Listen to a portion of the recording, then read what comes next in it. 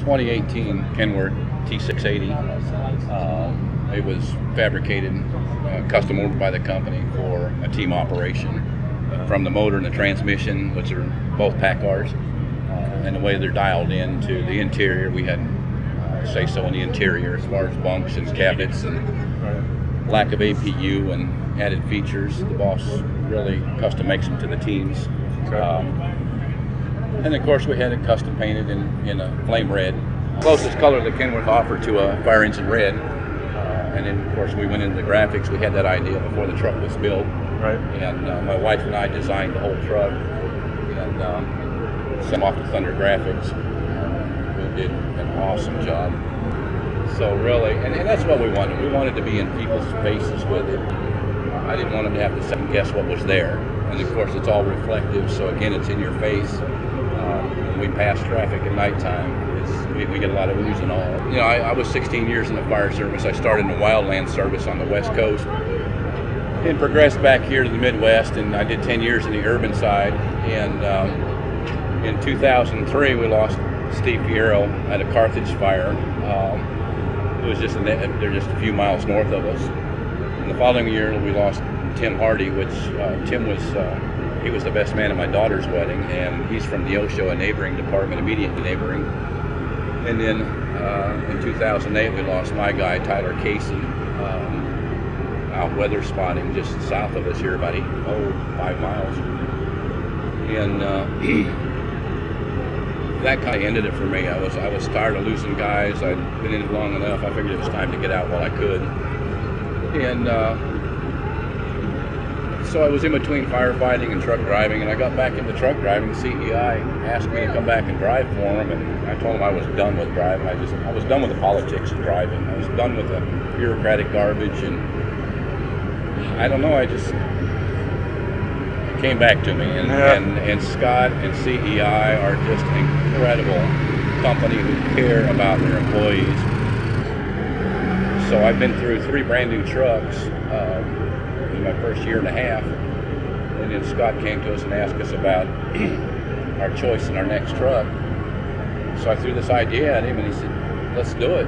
And he's really let me run with the reins, and we designed the whole thing, and I don't think he said no to anything yet. Okay. I think I'm done with what I'm going to do to the truck. In our travels, we of course we meet people in different departments and different fundraisers, and we just kind of get a feel for people and their loss and how it fits into our mission to remind the world that these guys, they go to work every day and they don't always come home. And when those stories grab me in the right way,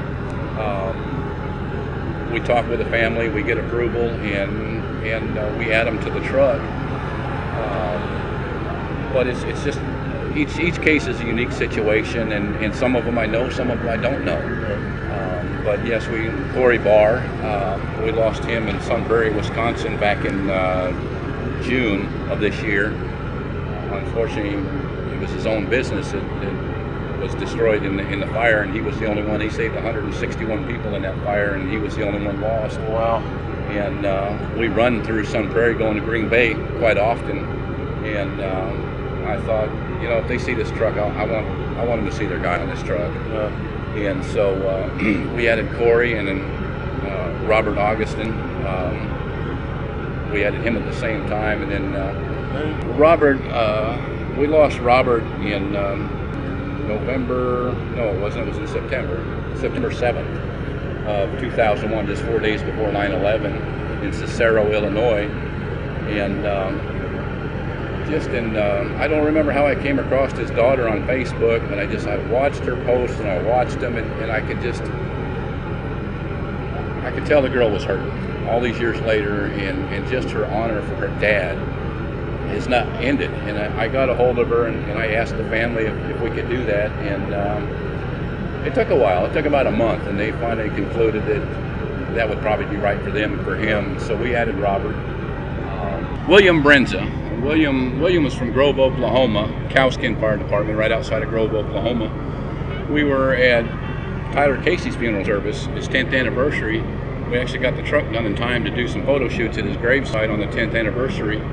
Our Seneca Fire District goes out there every year and honors him. And as soon as we got done doing the photo shoot, we went on to Facebook and saw that Willie had died while we were at Tyler's service. And I had mutilated cow skin several times while I was on the fire department. I thought, you know, I'm going to go ahead and honor Willie, and just because of the timing. And so he suffered a medical emergency en route to a structure fire, and he still got the engine there before he died. To me, that was a hero.